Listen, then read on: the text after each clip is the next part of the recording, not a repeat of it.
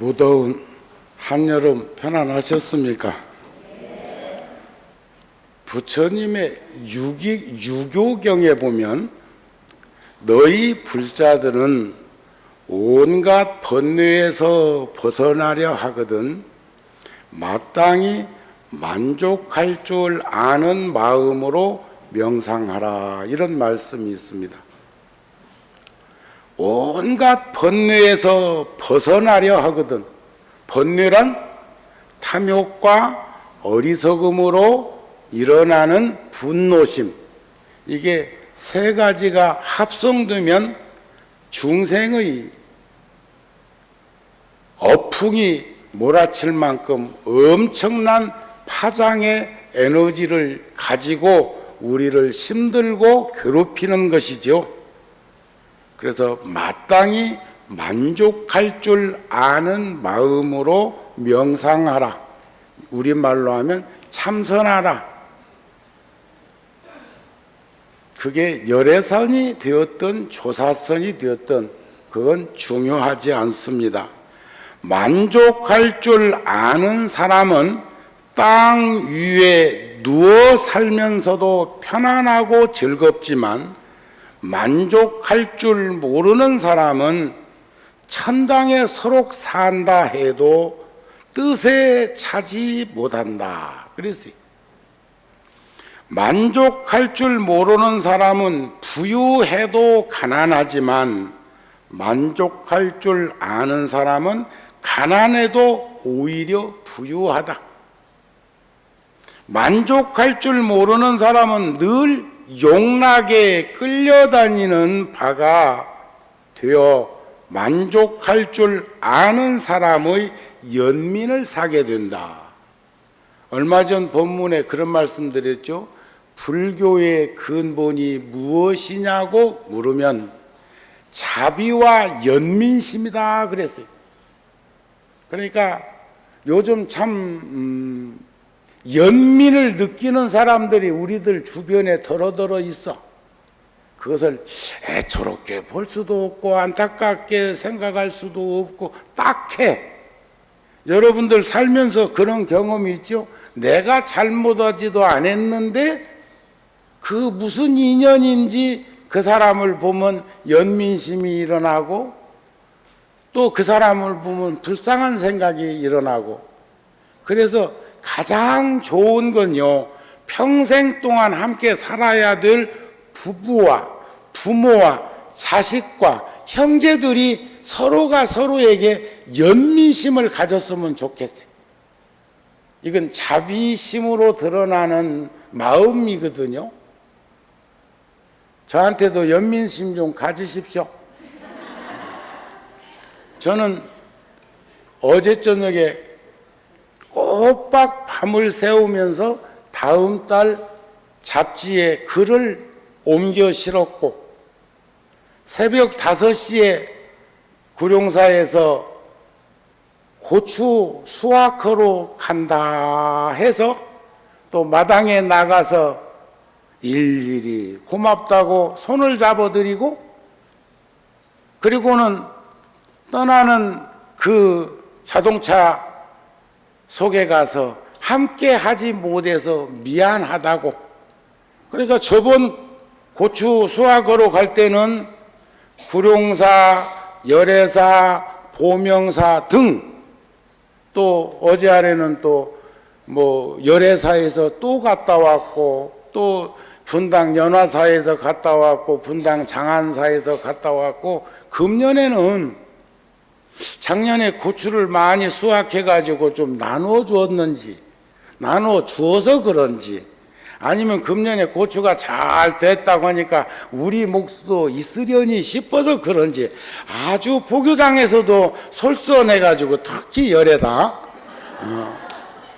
감자 캐로도 고추 수확하러도 이제 조금 있으면 고구마 캐러 또 가야 되고 그러는데, 여하튼 간에 왠지 열애사 불자들이 다양한 봉사의 틀 속에 솔선하고 있습니다. 열애사 불자들을 위해서 우리 뜨거운 박수 한번 보내드리세요.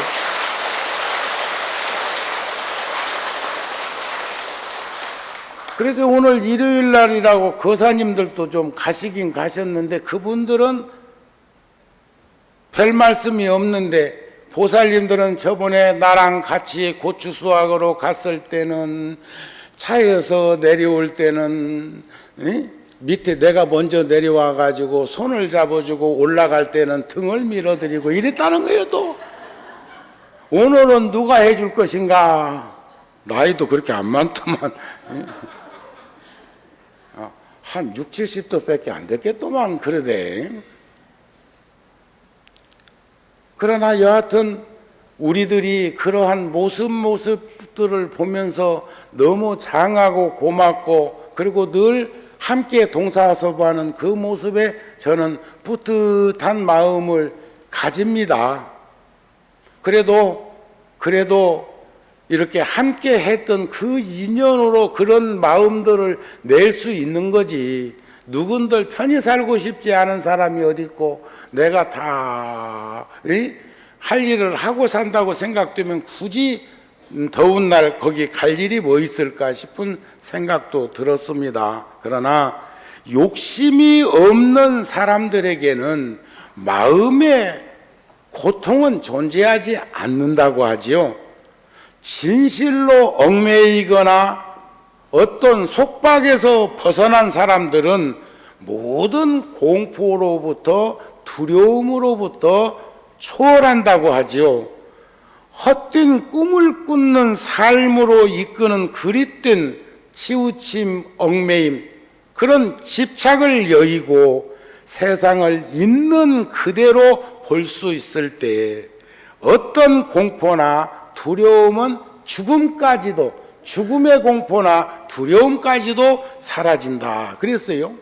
마치 자기 도리 근본을 여의지 않고 잊어버리지 않고 살면 무거운 짐을 내려놓고 난 것처럼, 더 이상 무거울 것이 없는 것처럼 집착을 여의고 애써서 노력하면서 저 따뜻하고 편안한 세상에 이른 사람들, 다다른 사람들은 서로 목숨을 다한 것에 도리어 만족한다.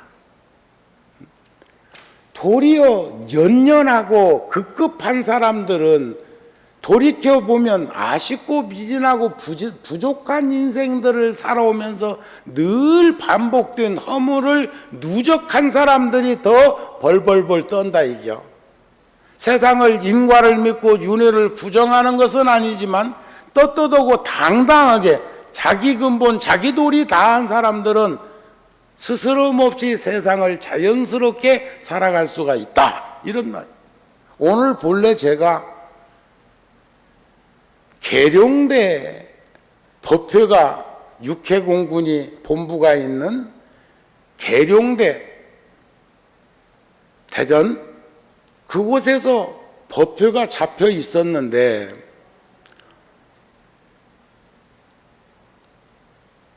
열애사로 올 수 있었던 것은 제가 저번에 초하룻 날 와서 말씀드렸어요. 아마 내가 그 소임 볼 때까지는 일요일 날이 설날이 끼었든지 공휴일이 추석이 끼었든지 하기 전에는 참 나보기 어려울 것인데 그래도 이해해주고 스님이 지금 어디선가 불자들과 함께 하고 있을 거라는 마음으로 나아가자고 그랬어요.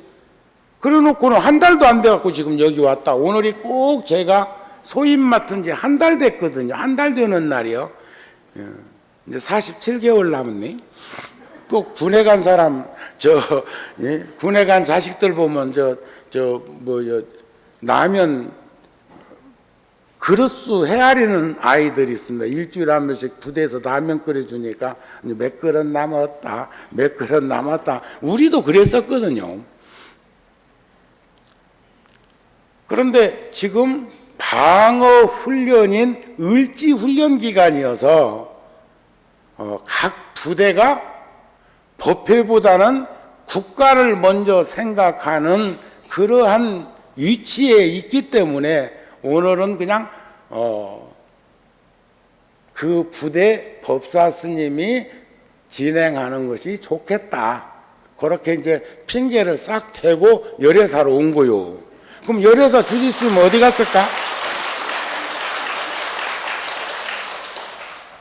열애사 주지스님은 또 구룡사라고 하고, 그럼 오늘 열애사 법표, 누구 법표를 내가 챙겼을까?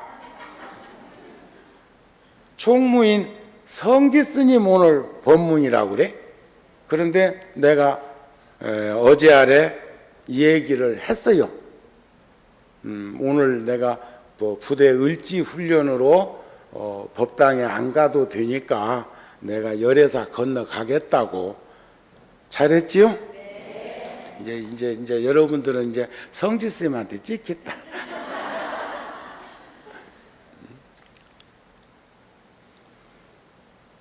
수행이란 무엇입니까? 수행이란 그 무엇에도 치우치거나 얽매이거나 빠지지 않는, 집착으로부터 자유롭고 여유로워질 수 있는 것을 우리는 수행이라고 합니다.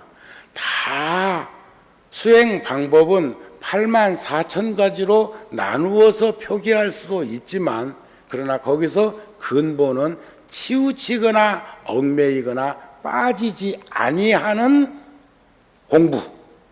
오늘 초하루나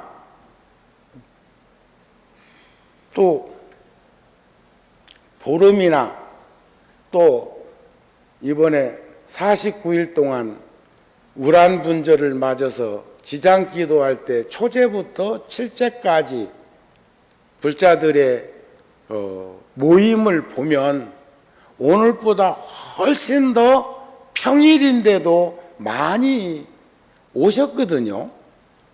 그러면 오늘은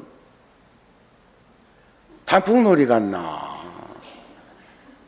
아니면 명절이 다가오니까 벌써 벌초로 조상 묘가 있는 곳에 가족 단위로 이동했나?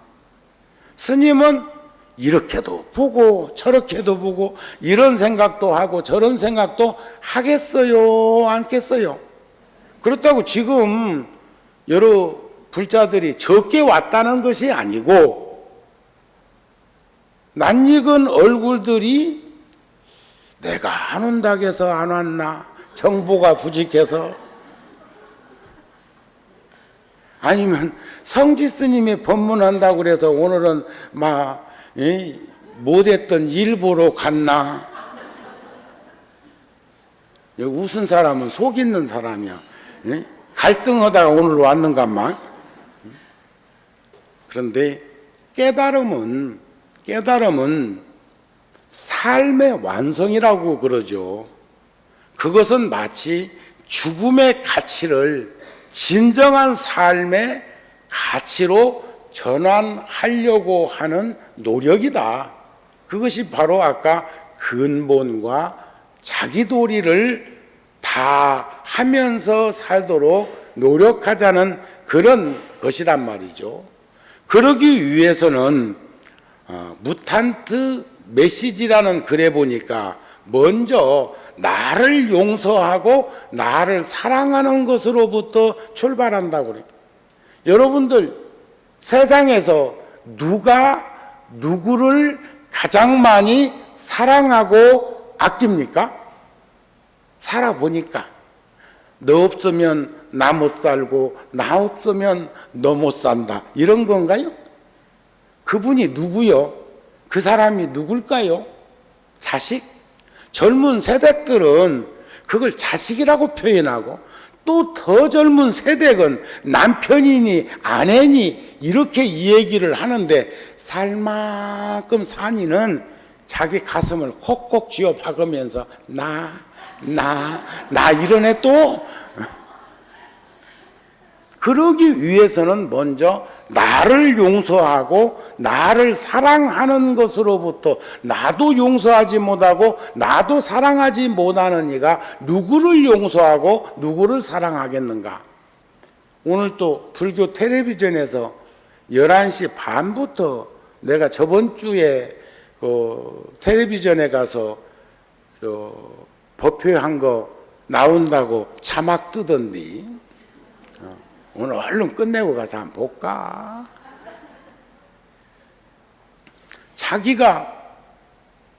자기를 빌려서 부처님의 법음을 대중에게 전하고 세계 각국으로 송출되고 있는 텔레비전이라는 영상을 통해서 전달한 그 메시지를 내가 내 스스로 보겠다는 마음도 그거 우리가 깊이 인식하고 고마워해야 합니다.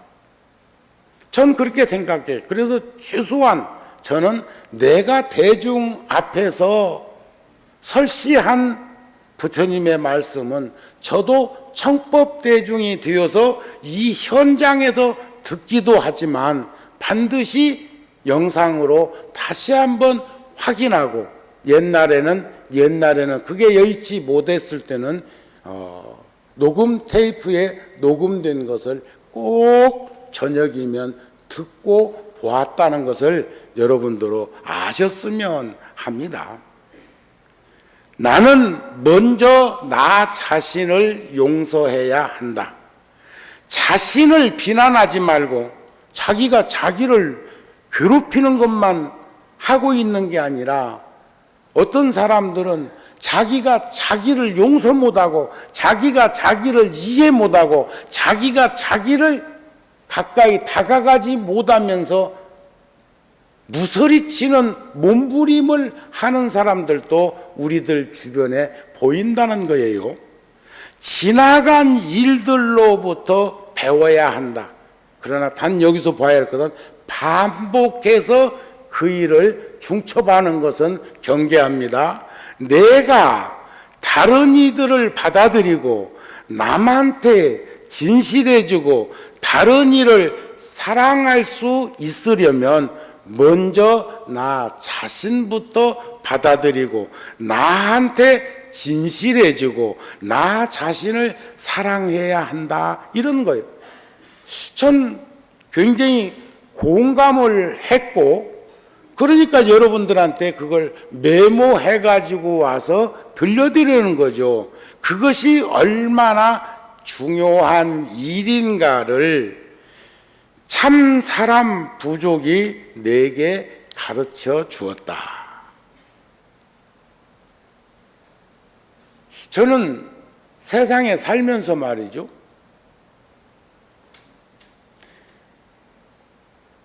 사실 유무, 결론적 사실 유무보다 더 중요한 것이 있다는 것을 새롭게 목격하고 있습니다.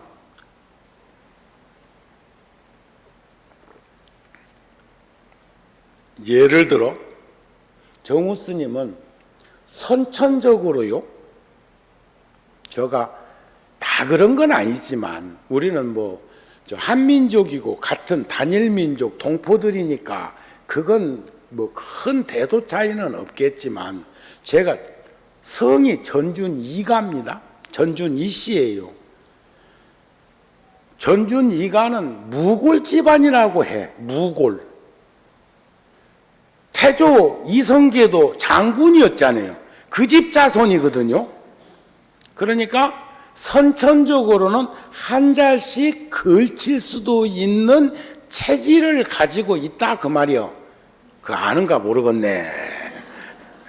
한 잔이 뭔지 모르겠다. 그 전에 부처님이 그러셨잖아요. 여기 한 잔에 사탕수수 주스가 놓여 있다. 대중들은 이 주스를 마실 수 있는가? 예, 먹을 수 있습니다. 이 주스가 발효되면 무엇이 되는가? 술이 됩니다. 먹을 수 있는가? 먹어서 안 됩니다. 여기 술이 발효되면 무엇이 되는가? 식초가 됩니다. 먹을 수 있는가? 예, 먹을 수 있습니다. 근데 식초를 주스 마시듯이 마실 수 있나요? 어떤 사람은 몸을 좀 부드럽게 하고 유연하게 할 거라고 식초를 물 마시듯이 하는 이가 있을까? 있을지도 모르겠다. 식초 먹으면 몸뚱아리가 부드러워지는 모양이지.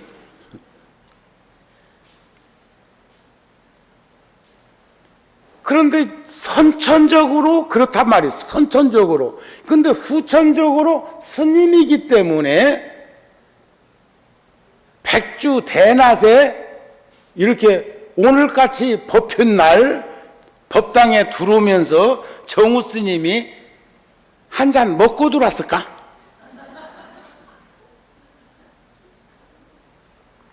그런데 빨간 안경을 낀 누군가가 정우 스님을 먼 발치에서 보면서 아따 얼굴이 백주 대낮에 왜 이렇게 벌게 술 한잔 하셨나? 하고 와서 가까이 와서 킁킁거릴 수도 있어. 이렇게 먹었나 안 먹었나, 냄새 나나 안 나나. 중요한 건 나에게 있는 게 아니라는 거예요. 먹고 안 먹고 사실 유무보다 그가 나를 바라보면서 그런 느낌과 그런 생각과 그런 모습을 통해서 관찰하고 있다면 내 허물이요. 내가 어떻게 살았길래 최소한 정우 스님이라고 하는 이가 빨간 안경 낀 사람한테 술 먹은 사람, 술 취한 사람으로 보이고 느낄까는 내 허물이다. 이해되십니까? 잘 때 가서 안경을 뺏어갖고 그냥 빠부리든지 아니면 가가지고 막 되게 꾸지람을 하기 이전에 나를 되돌아볼 수 있는 시간이 된다면 훨씬 더 지혜로운 삶이 되지 않을까 싶습니다. 저는 오늘 무척 부끄럽고 창피했어요. 뭔 일인지 아세요? 제가 20년도 훨씬 전에 열애사 주지하던, 얼마 전까지 주지였던 각현 스님이 신부전증으로 고생할 때, 그때 제가 마침 불자들하고 1월 달에 인도 성지 순례 중에 신말라야 산 자락에 올라간 적이 있었습니다. 사랑코트라고 하는 그 지역에서 호수를 내려다보면서 그런 생각을 했어. 그래, 20년 전입니다. 내가 이번에 귀국하면 병원에 가서 검진을 받아보고 각현이한테 한쪽을 줘야 되겠다. 그러고 왔어. 뭔 말인가 알았어요? 그리고 내가 병원에 갔을까 안 갔을까? 갔을까 안 갔을까? 저는 오늘 이 부끄러운 생각을 드러내면서 제가 바로 생명나눔 실천본부에다가 제 장기를 다 기증하겠습니다.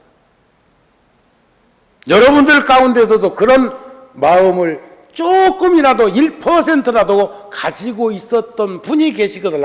함께 동참하십시다. 저도 아직까지 거기다 안 했어. 대승경전에 보면 얼마나 많은 경전 가운데 부처님께서 그런 말씀을 하셨습니까? 특히 화엄경 같은 데 보면 달라는 것 다 주다가 골수까지 빼주는 대목이 나오는데, 세상에 2600년 전에 골수가 뭐가 필요했을까? 근데 지금은 필요하잖아요. 아세요? 백혈병 환자들한테 유전자가 같은, DNA가 같은 골수를 빼서 그 사람들한테 주는 거 아세요? 부처님께서는 대관절 어느 세상에서 계시다 오셔가지고 그렇게 낱낱이 아바피 찝어서 상세하게 자세하게 드러냈을까? 그런데 제가 와가지고 마음이 사라지기도 전에 먼저 온 사람이 있었어. 그 사람이 각현 스님의 친동생이요. 그 사람도 출가하려고 그랬었다네. 형제인데, 형제지간인데 사실은 둘이 서로 출가하려고 하면 부모님을 생각하면 각현이가 집에 있어야 되고 동생이 출가했어야 됩니다. 티베트 불교식으로 살펴보면 티베트 불교는 아이들을 10명 낳거나 20명 낳거나 상관없이 큰아들 큰딸이 주로 가게를 이어가고 그 나머지는 몽졸이 출가하니까 중국에서 아들, 딸 구별하고 하나씩만 낳자고 하는 그 시책에 전혀 상관없이 그분들은 많이 낳아도 안 걸린대요.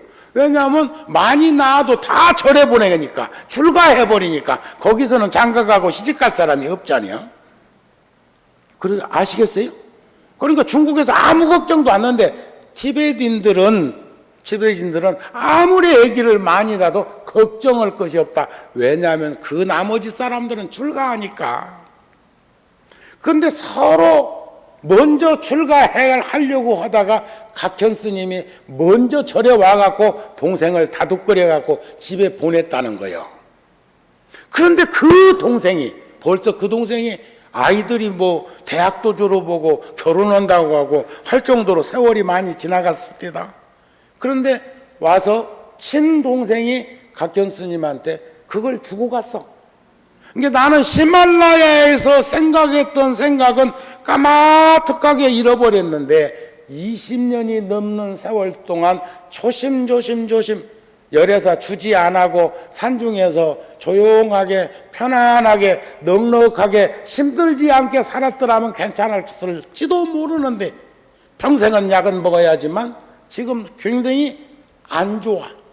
작년부터 더 안 좋아져 가지고 할 수 없이 여기서 같이 살면서 주지 스님을 바꿀 수밖에 없었어. 너무 주지를 오래 하라고 한 거지 내가 미안하지요. 그런데 각광 스님이 잘하고 있어서, 소임자들이 잘하고 있어서 고맙습니다. 그런데 오늘 지금 방부드린 상도 스님이 이제 병원에 가서 검사는 해봐야 해. 하지만 전 여기에서 큰 것을 보고 있습니다. 아까 말씀드렸죠. 사실 유무는 중요하지 않아요. 각현 스님 입장에서 도반이 생각지도 안 했는데 올라와서 같이 병원에 가보자. 검사해보자.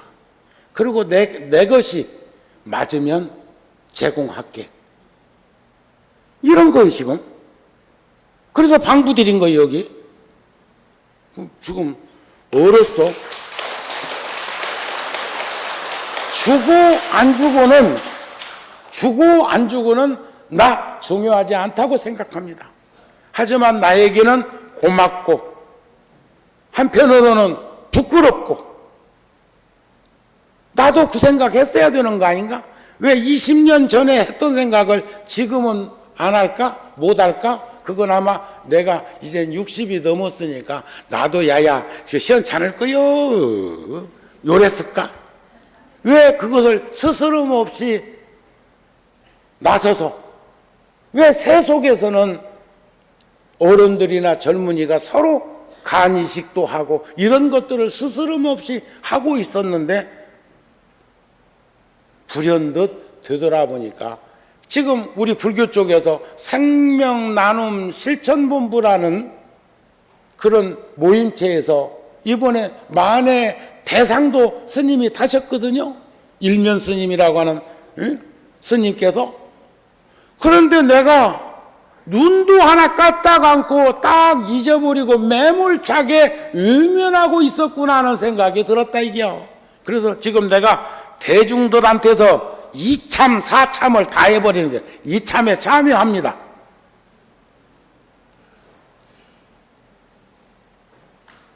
어찌 보면 한시적으로 빌려다 쓰고 있는 물건인데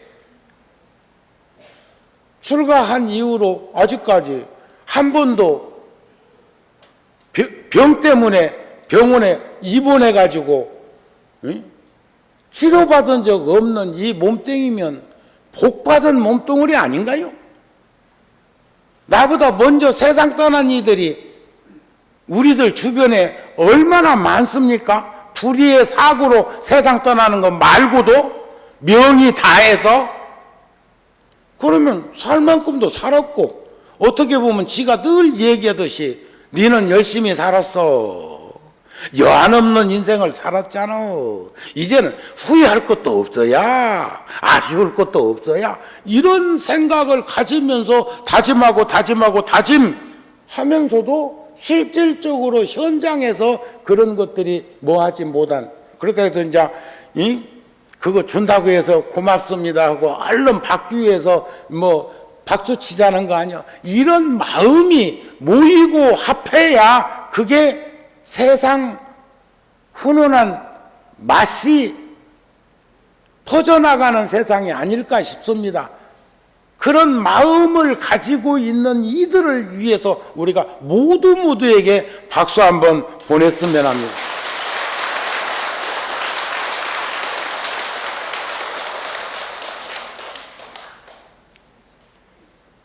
중요한 것은 스스로 용서한 행동을 다시는 반복해서 하지 않도록 노력하자는 거예요.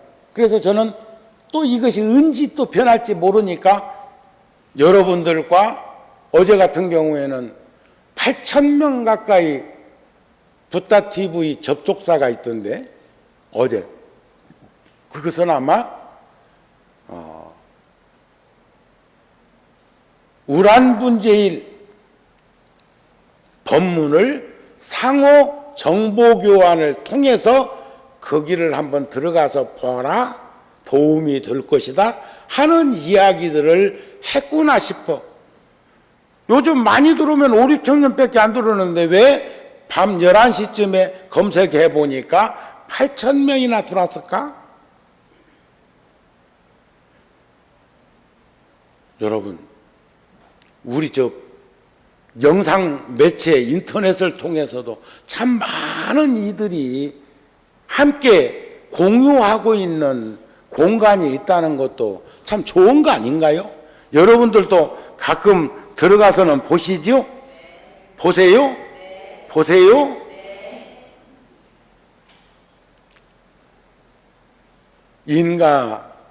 인간만 그런 건 아니죠. 모든 생명은 태어날 때부터 세상 떠날 때까지 고독한 것이라고 합니다. 고독한 것이기는 하지만 고립된 것은 아니요. 요즘 왕따 해가지고 따돌림을 당한 것 같은 그런 수순을 얘기하고 피해 의식을 가지고 있기도 하고, 그래서 저는 권합니다. 지혜로운 사람은 절대로 어디 나들이를 해도 남자들끼리 갈 때는 홀수로 가고, 혼자 가든지 셋이 가든지 다섯이 가든지 이러면 절대 다수의 의견을 쫓아서 흩어지지 않고 그 대열이 유지된대요. 근데 여자의 속성은 어디 갈 때는 어디를 가든지 간에 어디 갈 때는 혼자 가든지 둘이 가든지 넷이 가든지 짝으로 가래요. 짝으로. 그러면 깨진다네. 남자는 1357로 그룹을 짜지면 다수가결에 의해서 그게 유지되는데, 여성들은 짝짝짝 모녀지간에 어디를 가도 짝짝짝을 맞춰서 가야 된대요. 셋이 가면 셋이서 함께 가면서 공유하는 이 얘기가 잘 안 된다네. 자, 여러분들은 대단하십니다. 동의를 못해요.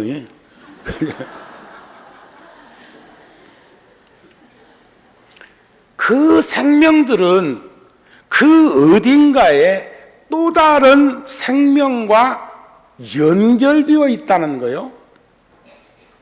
어쩌면 나는 어떤 형태로든 책임져야 될 일들도 있다는 거예요. 세상은 홀로 살 수 없는 것이고, 홀로 있어도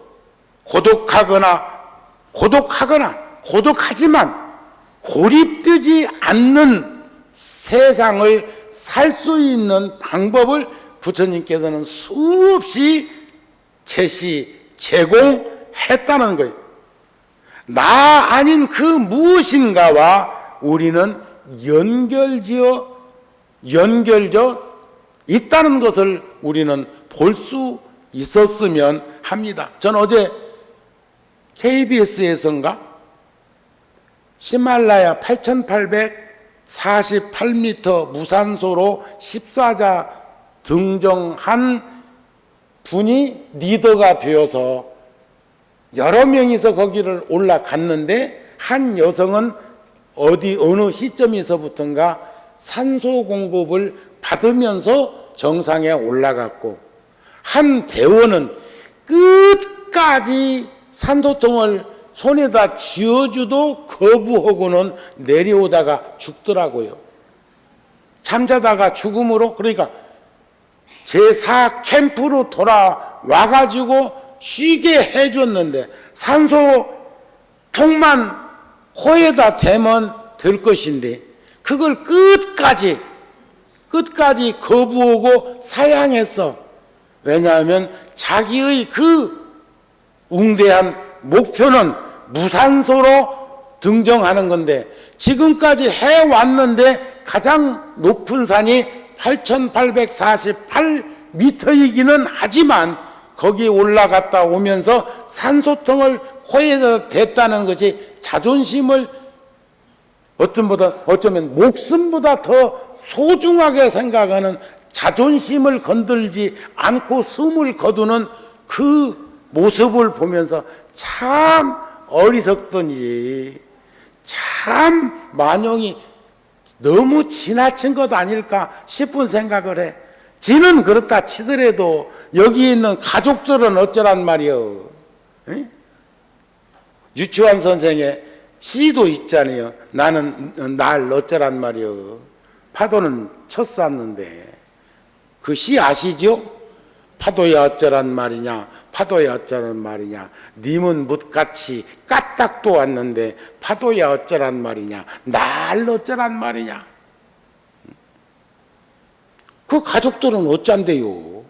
구룡사에서도 그런 일이 있었어. 다리에 골수암이 생긴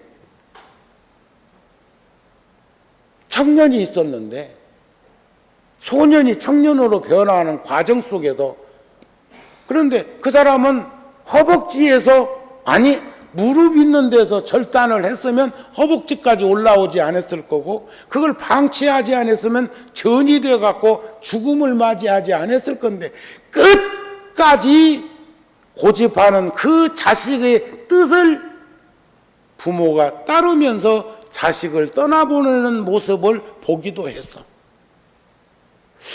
어떤 게 잘한 거요? 치료를 한 것이 잘한 것일까요? 그 사람 뜻을 따라가지고 그냥 그렇게 가게 한 것이 잘한 것일까요? 이웃종교에서 제가 청년 때 녹음 테이프를 통해서 들었던 간증이 있는데, 여러분들은 요즘 오늘 또 고추 수확으로 가는데 보살님들한테 제가 신신당부했습니다. 양발 긴 것 하나씩 신고 고추밭에 들어가세요. 혹시 그냥 덮버섯 같은 것만 신고 편리하게 하다가 거기에 뭐 벌거지라도 와가지고 물리고 하는 것 걱정돼 가지고 제가 그렇게 얘기를 했습니다.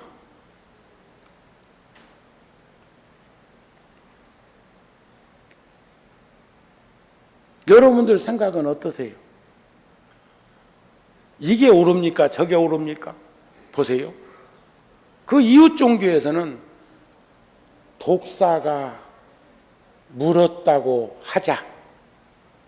우리 불교는 제일 먼저 병원에 가서 주사 맞고 치료해야 하고, 그렇죠?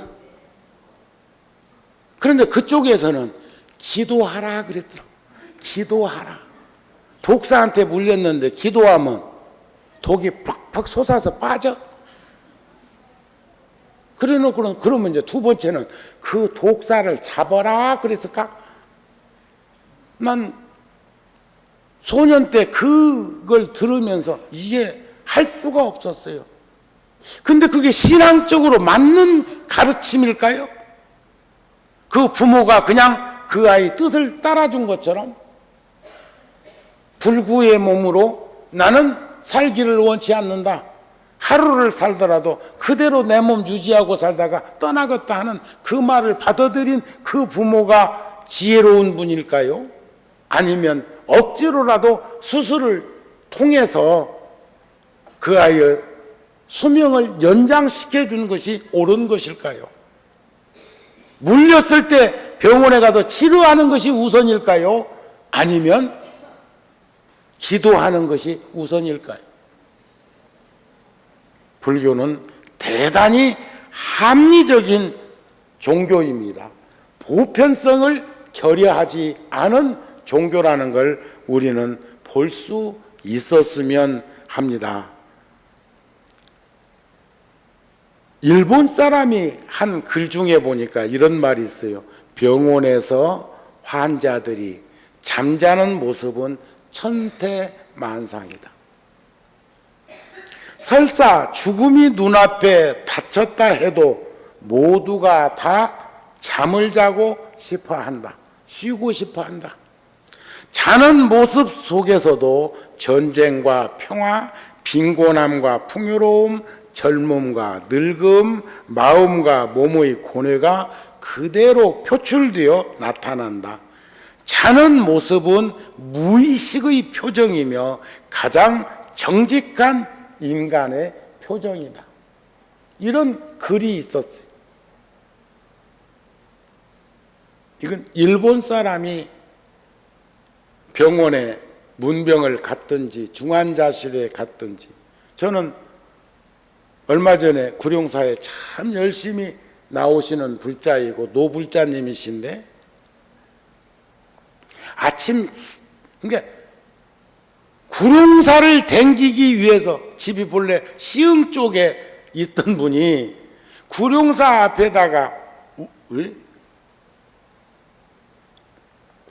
빌라를 구해가지고 이사를 오셔가지고 꼭두 새벽에는 절에 근무자도 없습니다. 저녁 시간에는 근무자들이 퇴근합니다. 경비 처사들만 있고. 그러면 그 보살님이 새벽 예불 시간 무렵에부터 와가지고 사무실에 근무자가 나올 때까지 공양미, 초, 향 있는데 늘 앉아 계셔. 어느 때는 우리 모친도 90 노인도 그 봉사를 하고 계시더만. 그런데 참 피부치는 어쩔 수가 없어. 아이고, 저 할매가 미덥지 못해서 나와가지고 감시하는 걸로 생각하면 어쩔까. 아들이 스님이기 때문에 그런 생각도 할 수가 있는데, 그 노보살님은 그런 입장에서 있는 건 아니라고 봅니다. 절에 오시면 꼭두 새벽에 그렇게 1층에 있으면서 경비처사님 아침 공양도 교대해주고 하는데, 그 두 노보살님이 그랬어. 그런데 그 보살님이 건강이 안 좋아지셔가지고 중환자실에 계시는데 제가 문병을 갔습니다. 여러분들도 결혼식에 나를 부른다든지 무슨 잔칫날 나를 부르거나 이런 것은 하지 마세요. 가지도 않을 분들은 그 좋은 일은 자기들끼리 나눠서 해. 그러나 어렵고 힘든 상황이 전개되걸랑 저에게 꼭 연락 주시고 청하십시오. 그러면 제가 문병도 가고 하겠습니다. 아셨습니까? 우리 그 정도 처지는 되는 거 아닌가요? 구룡사에서는 이런 얘기했으면 막 굉장히 좋아할 것인데,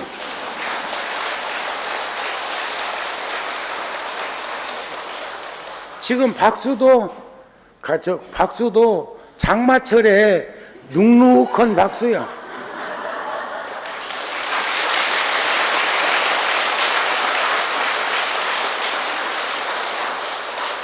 꼭 옆구리 찔러야 깜짝깜짝 놀래싸고, 오늘 차라리 구룡사 법회하고 말 걸 그랬다. 그런데 내과적으로 보니까 그 보살님에게 전염성 병원체가 확인되지는 않았지만 이렇게 중환자실에 실려올 수밖에 없는 것은 그런 것 아닌가 하는 것을 검사하는 과정 속에서 내가 문병을 갔더니 호수까지 다 꽂고 말 한마디도 모르는 분이 미소를 머금고, 내가 미소 먹고 위로를 내야 되는데 중환자실에 있는 이한테 가서 내가 위로 받고 왔네. 내가 그 병실에 하루에 2번 문병할 수 있는 그 30분 동안에 5분도 있지 않았는데 자식들 보고 어서 스님 모시고 나가라고.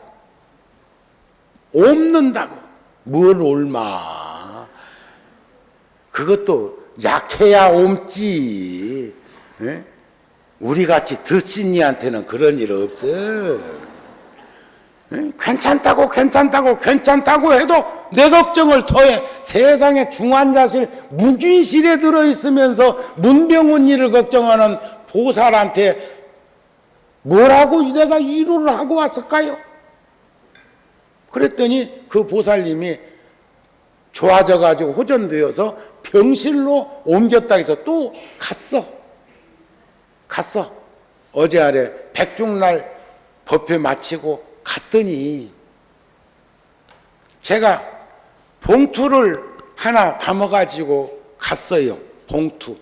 나이 드신 분들은요, 먼 일을 참 좋아합니다. 우리 모친도 가끔 내가 용돈을 조금씩 드리면 아이고 괜찮다고 하는데도 입은 싹 올라가대.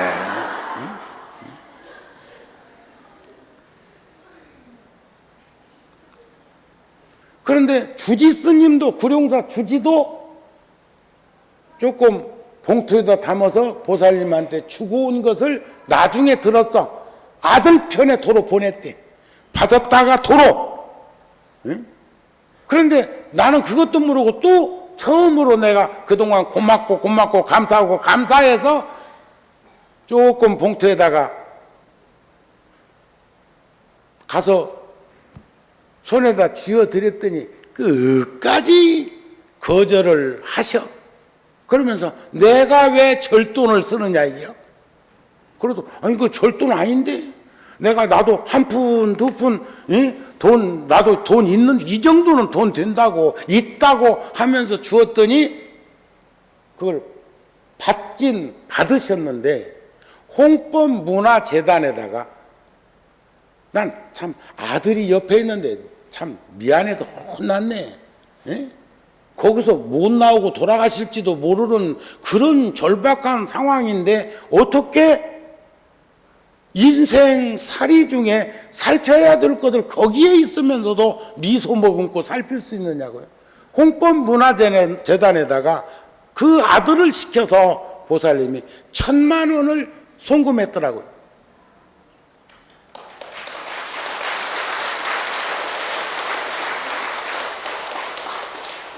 그 보살님이요, 화성 시흥에 큰 농장을 갖고 계신 보살님인데 20년도 넘었어. 나한테 땅 준다는 거.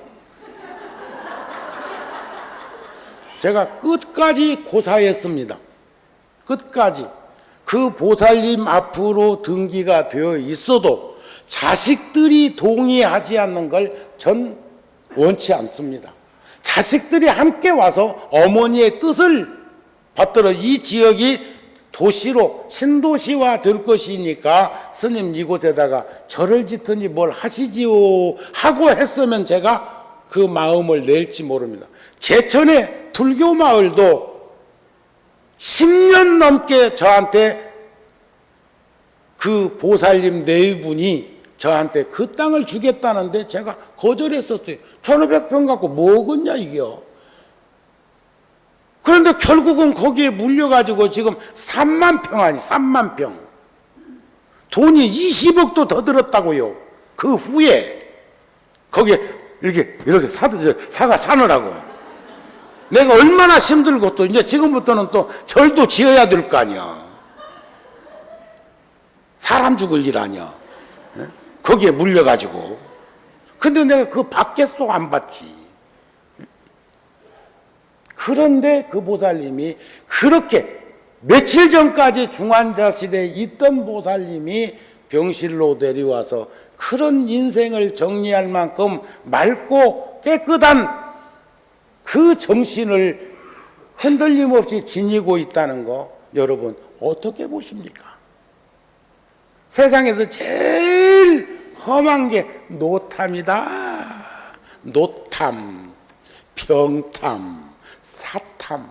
늙고 병들며 죽으면 늙고 병들고 죽어가면서 놓지 못하는 그 끈이 제일 두렵고 겁나는 것인데 아셨습니까? 아셨어요? 그러니 만족하고 자족할 줄 아는 마음을 흔들림 없이 가지고 살 수 있는 내가 될 수 있는 것 맨입으로 그냥 되겠습니까? 젊어서부터 한 걸음 한 걸음 숙련된 삶으로 다가가기 위해서는 훈련해야 합니다. 신심과 원력과 정진력, 신심이라는 생명력과 원력이라는 정직함과 진지한 삶이라는 정진을 통해서 우리가 성취할 수 있는 삶이 회양정신입니다. 소유한 자는 불가능합니다. 아셨죠? 그래서 우리는 만족할 줄 아는 삶을 살 때 저 노천에 벌러덩 들어 누워도 여유롭고 한가한 도인의 모습을 잃어버리지 않지 않겠는가. 이건 승속을 가름할 필요 없이 여기에 도에 승속이 있지 않습니다. 남녀가 있지 않습니다. 노소가 있지 않습니다. 빈부가 있지 않습니다. 귀천이 따르지 않습니다. 아셨습니까? 성묘 이제 그것 때문에 법회날 못 오고 그런 일은 없었으면 좋겠어요. 아셨습니까? 오늘 법문 마칩니다.